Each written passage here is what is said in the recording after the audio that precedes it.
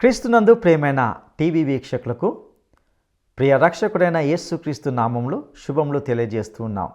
గత పాఠంలో ఇస్సాకు కొరకు ఎలియాజర్ చేసిన ప్రయాణ విధానం తెలుసుకున్నాం.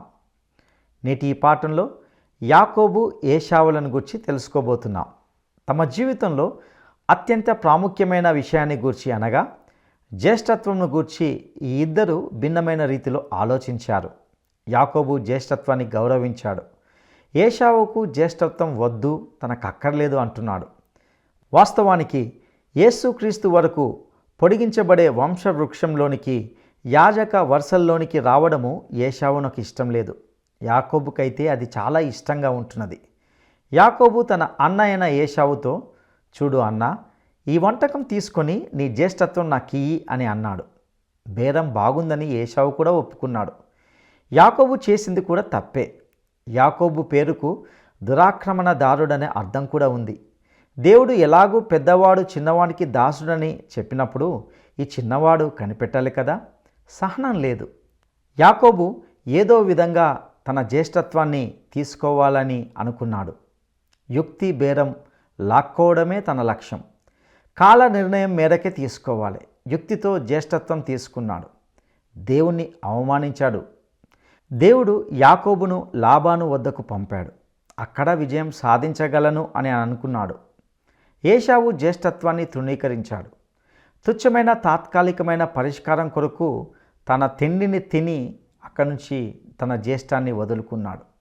ఇంకా అనేకమైన ఆధ్యాత్మిక సత్యాలను నేటి పాఠంలో మనం నేర్చుకోబోతున్నాం. ఇక జాగ్రత్తగా వింటూ కార్యక్రమాన్ని వీక్షిద్దామా? ఈ దినం ఆదికాండము 24వ అధ్యాయం 59వ వచనము నుండి 25వ అధ్యాయం 28వ వచనం వరకు ధ్యానించుకుందాం. దేవుని బిడ్డలైన క్రైస్తవులకు ఎంతో చిరపరిచితమైన ఆదికాండము 24, 25 అధ్యాయాలలో అబ్రహాము కుమారుడైన ఇస్సాకు యొక్క వివాహ ప్రయత్నాలను గూర్చి వ్రాయబడింది. అబ్రహాము తనకు కలిగిన సమస్తమును ఏలుచుండిన తన ఇంటి పెద్దదాసుడు, కడు విశ్వాస పాత్రుడు, నమ్మకస్తుడును అయిన ఎలియాజర్ పర్యవేక్షణలో ఇస్సాకు కొరకు పెళ్లి చూపులు జరుగుచున్నాయి. పెండ్లి కుమారుడు ఎలియాజరు వెంట లేకుండానే పెళ్లి సంబంధం వెతకుచున్నాడంటే ఆ సేవకునికి ఎంత బాధ్యత, మరెంతటి అంకిత భావము ఆ ఇంటి పట్ల ఉండవచ్చునో మనం ఆలోచించవచ్చు. ఎంతో చిత్తశుద్ధితో చేసిన తన ప్రయత్నాలన్నీ ఫలించగా ఎలియాజరు ఇస్సాకు కొరకు ఎంతో యోగ్యమైన వధువును దేవుని ద్వారా పొందగలిగాడు. రిబ్కాను ఆమె తల్లిదండ్రులు, సహోదరులు ఇస్సాకు కొరకు భార్యగా సాగనంపుతూ, మా సహోదరీ, నీవు వేలవేలకు తల్లివగుదువుగాక, నీ సంతతివారు తమ పగవారి గవినిని స్వాధీనపరుచుకొందురుగాక అని ఆమెను దీవించారు. ప్రతి క్రైస్తవ కుటుంబములోని కుమార్తెలు రిబ్కా వలె దీవించబడాలంటే రిబ్కా వంటి జీవితమును అనుసరించాలి.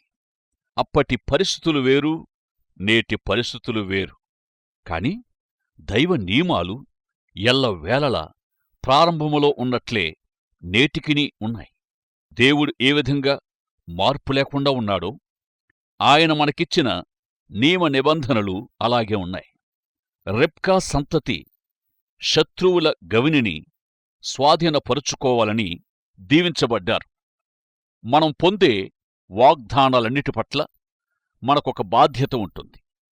వాగ్దానము నెరవేర్చుకోగోరే మనం వాగ్దానాన్ని వెంబడిస్తూ ఉన్న షరతును జరిగించాలి. అబ్రాహాము ఆ వాగ్దానాన్ని నమ్మాడు. ఆదికాండం 24వ అధ్యాయం 7వ వచనములో చూడవచ్చు. నా తండ్రి ఇంటి నుండియూ నేను పుట్టిన దేశము నుండియూ నన్ను తెచ్చి నాతో మాటలాడి నీ సంతానమునకు ఈ దేశమునిచ్చెదనని ప్రమాణము చేసి నాతో చెప్పిన పరలోకపు దేవుడగు యెహోవా తన దూతను నీకు ముందుగా పంపును. ఇక ఇస్సాకు జీవితం యవనులకు మంచి మాదిరి అని చెప్పవచ్చు. నిజానికి ఇస్సాకు ఎలా ప్రవర్తించినా తనకు అడ్డు తగిలేవారు ఎవరూ లేరు. అయినా సాయంకాలము ఇస్సాకు పొలములో ధ్యానిస్తూ ఉన్నాడని పరిశుద్ధ గ్రంథములో వ్రాయబడింది. కేవలం మ్రొక్కుబడి ప్రార్థనలు చేయడం లేదు సుమా. అతడు దేవునిని గూర్చి ఆలోచిస్తూ ఉన్నాడు, దేవునితో సంభాషిస్తూ ఉన్నాడు, దేవుని స్వరాన్ని ఆలకిస్తూ ఉన్నాడు. ప్రియ యవనస్తులారా, మీరు ఏమి వెతకుచున్నారు? మీరేమి ధ్యానిస్తున్నారు? మీరు ఏమి వింటున్నారు? మీరేమి చూస్తున్నారు? ఫేస్బుక్కులు, ట్విట్టర్లు, వెబ్సైట్లు, యూట్యూబులా? వీటిని అసలు ఉపయోగించుకోవద్దు అనేది నా ఉద్దేశ్యం కాదు సుమా.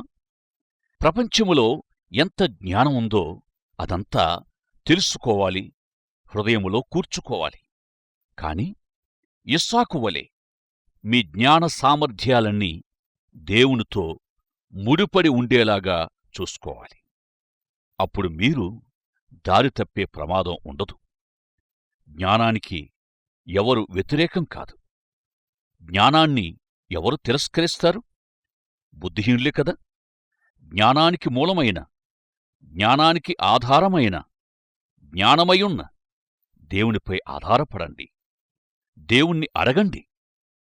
తన జ్ఞాన వివేకముతో దేవుడు మిమ్ములను నింపుతాడు. మీ జీవిత సమస్యల్లో దేవుడు ఇస్సాకునకు సమాధానమిచ్చినట్లే మీకును తప్పక సమాధానమిస్తాడు, ఓదార్పునిస్తాడు, ధైర్యాన్నిస్తాడు. మీరు వెతకే విషయాలకు మంచి జవాబునిస్తాడు. మీ దుఃఖములను, మీ హృదయ వేదనలు అన్నిటినీ నివారిస్తాడు. ఇస్సాకు దైవ వరపుత్రుడను అనే సత్యాన్ని రుజువు చేసుకున్నాడు. ఆదికాండం 25వ అధ్యాయం 19, 20, 21 వచనాల్లో ఇస్సాకు తన ప్రార్థనా జీవితములో సఫలమైనట్టు చూస్తాం. ఇటువంటి సఫలత, ప్రార్థనకు జవాబు లోతైన భక్తి జీవితములో నుండి వస్తుంది. ఒకరు చేసేది ప్రార్థనా పరిచర్య. ఎవరి కొరకు వారే ప్రార్థనలో అభివృద్ధి చెందడం ప్రార్థనా జీవితం. ప్రార్థనా పరిచర్యకు అవసరమైన యోగ్యత, అర్హత లేక ఒక సర్టిఫికెట్ ప్రార్థనా జీవితము, ప్రార్థనా అనుభవం. ఇట్టి దైవిక యోగ్యత లేకుండా నీకోసము నేను ప్రార్థిస్తాను అని వాగ్దానము చేసిన ఫలితాలు రావు. అల్ప విశ్వాసపు స్థాయి దాటి దేవుని ప్రజలు ప్రార్థన అనుభవంలోనికి వచ్చినప్పుడు విశ్వాస ఫలితాలను తప్పక చూస్తాం. ఇస్సాకు చేసిన ఒక్క ప్రార్థనకు 2 కొడుకులు జన్మించారు. విశ్వాసి చేసే ప్రతి ప్రార్థనకు తాను అడిగి అనుకున్న వాటికంటే అత్యధికముగా దేవుడు చేస్తాడని క్రొత్త నిబంధనలో చదువుతున్నాం. ఇక ఇస్సాకు కుమారులు ఎదిగి యుక్త వయస్కులు అయినప్పుడు వారి వారి మార్గాలను, విధానాలను వారు ఎంపిక చేసుకున్నారు. వారి ఎంపికల మేరకే దేవుడు వారి జీవితములో పనిచేశాడు. దేవుడు మనుషుల జీవితాల్లో పనిచేసే విధానాన్ని ప్రశ్నించి తప్పుబట్టే శోధనలో క్రైస్తవులు చాలాసార్లు గురవుతుంటారు. తన ప్రజలకు సంభవించే వాటిలో, వారికి అనుగ్రహింపబడే వాటిలో దేవుని పొరపాటు ఎక్కడా ఉండదు. దేవుడు మనకేదో నష్టం, కష్టం జరిగించినట్లు, కీడు జరిగించినట్లు కొన్నిసార్లు తలస్తాం. దేవుని గురించి కొన్ని తప్పుడు అభిప్రాయాలు కూడా చాలామంది కలిగి ఉంటారు. ఇందుకు భిన్నంగా దేవుడు తన సర్వశక్తిని అనుసరించి తన చిత్త ప్రకారము తాను ప్రేమించిన మన జీవితాలలో ఏదైనా చేయగలడు అనేది వాస్తవము అయినప్పటికీ యాకోబు పత్రిక 1వ అధ్యాయము 17వ వచనం ప్రకారం ఆయన యందు ఏ చంచలత్వం ఉండదు. మనిషిలాగా మాటమాటికి మారిపోయే అస్థిరత్వం దేవునికి లేదు. అయితే ఇస్సాకు కుమారుల జీవితాల్లో ఏవేవి జరిగాయి, అనే దానికంటే వారు ఆయా సమయాల్లో ఆయా పరిస్థితుల్లో ఎలా ప్రతిస్పందించారు, వారెలా మలచబడ్డారు అనేది చాలా ప్రాముఖ్యం. వారికి సంభవించిన కష్టసుఖాలను గూర్చి పెద్దగా చర్చించవలసిన పని లేదు. మనిషి జీవితమే కష్టసుఖాల సమ్మేళనం. ప్రతి ఒక్కొక్కరికి కష్టము సుఖము సరిసమానంగానే ఉంటుంది. యాకోబు, ఏశావులనబడిన ఇస్సాకు కుమారులు వారి వారి వాస్తవ వ్యక్తిత్వాలను రుజువు చేసుకున్నారు. ఉదాహరణకు, పెద్ద కొడుకు లౌకికత్వాన్ని వంటబట్టించుకున్నాడు. చిన్న కొడుకు యాకోబు ఎలా అయితేనేం ప్రతిసారి దేవుని మార్గములో స్థిరపడ్డాడు. లోపములేని వ్యక్తిత్వం, సాటిలేని మంచితనం కలిగినవాడని యాకోబును గూర్చి చెప్పవలసింది కూడా ఏమీ లేదు. యాకోబులో ఎన్నో వ్యక్తిత్వ లోపాలున్నాయి. తన అన్నయైన ఏశావు కంటే చాలా శ్రేష్ఠుడని అనడానికి ఏమీ లేదు. కాని ప్రతిసారి దేవుని పిలుపుకు దేవుడు తనను దర్శించినప్పుడెల్లా తగిన విధంగా స్పందించాడు. ప్రియా సహోదరుడా, సోదరీ, మీ ఎంపిక ఏమయ్యున్నాయి? మీరు ఏర్పరచుకునే మార్గాలు, విధానాలు ఎలాంటివయ్యున్నాయి? దేవుడు మిమ్మును దర్శించినప్పుడు ఎలా స్వీకరిస్తున్నారు? ఇట్టి మన స్పందన, మన ఆలోచనలను అనుసరించి దేవుడు మన జీవితాల్లో పనిచేస్తాడు. మనము అనుమతిస్తే, అప్పగించుకుంటే దేవుడెంతో విస్తారంగా మన జీవితాల్లో పనిచేస్తాడు. పాత నిబంధన ప్రజలలో దేవుడు పనిచేశాడు. నేటికి అనేక మంది జీవితాల్లో దేవుడు పనిచేస్తూనే ఉన్నాడు. దేవుడు తన ప్రజల కోసం, తన సంఘం కోసం ఎంతగా పనిచేస్తున్నాడంటే, మనకోసం తన జీవితాన్ని సమర్పించాడు, సమస్తము అర్పించాడు. ఇంకా ముగించలేదు. ఇంకా మన కొరకై పనిలో దేవుడు నిర్విరామంగా ప్రయాసపడుతూనే ఉన్నాడు. ఆయన మీ జీవితములో జరిగించే వాటిని మీరు అంగీకరిస్తున్నారా? ఆహ్వానిస్తున్నారా? అనూహ్యమైన ఆశీర్వాదాలను మీ జీవితాల్లో నెరవేర్చగోరుచున్నాడు.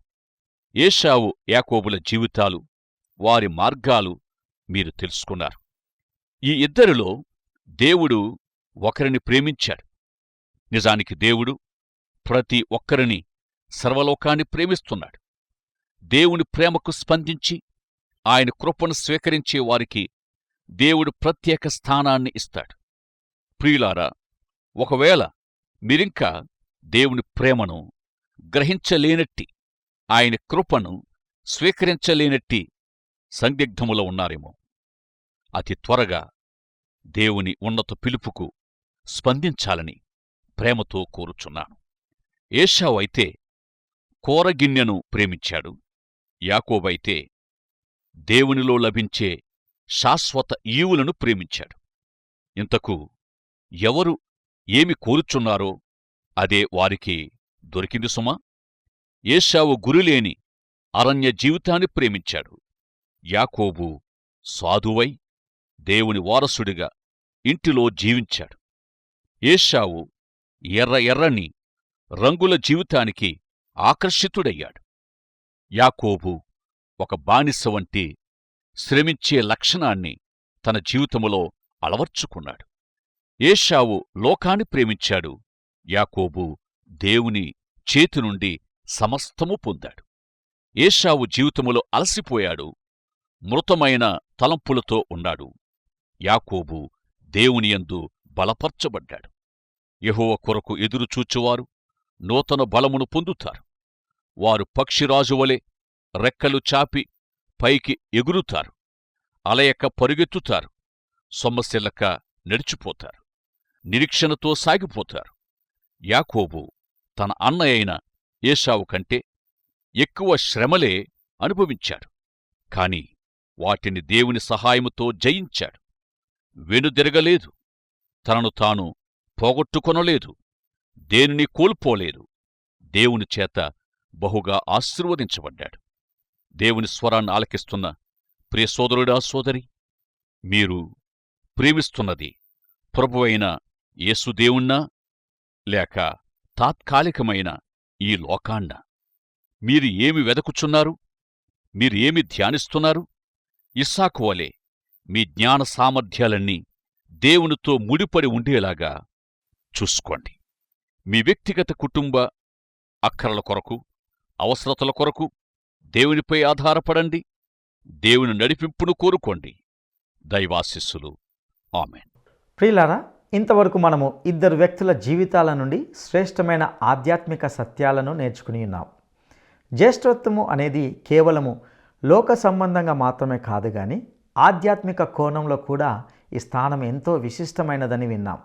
ఏశావు తన జీవితంలో క్షణిక అవసరాన్ని తీర్చుకోవడానికి అత్యంత ప్రాముఖ్యమైన విషయాన్ని అనగా జ్యేష్ఠత్వంను ఎంతో చులకనగా ఎంచాడు, దానిని తృణీకరించాడు. యాకోబు మాత్రము జ్యేష్ఠత్వములోని విశిష్టతను గుర్తించి దానిని పొందుకున్నట్లుగా చూశాం. ముఖ్యంగా మనము నేటి పాఠంలో ఏశావు జీవితం ద్వారా అనేకమైన హెచ్చరికతో కూడిన విషయాలను నేర్చుకోవాలి.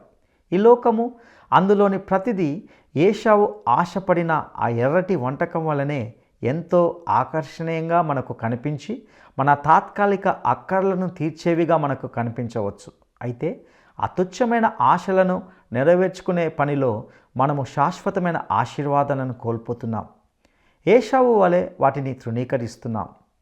ప్రియ సహోదరుడ, సహోదరి, దేవుడు నీ కొరకు యేసుక్రీస్తు ద్వారా ఏర్పాటు చేసిన శ్రేష్టమైన రక్షణ ఆశీర్వాదాలను తృణీకరిస్తూ లోక ఆశల్లో మునిగి తేలుతున్నావా? ఏశావు జీవితము నీకు ఒక హెచ్చరికగా ఉంటున్నది. ఇప్పుడే ఈ సత్యాన్ని గ్రహించి శాశ్వతుడైన యేసయ్యను హత్తుకుంటున్నావా? అట్టి కృపను దేవుడు నీకు దయచేయునుగాక.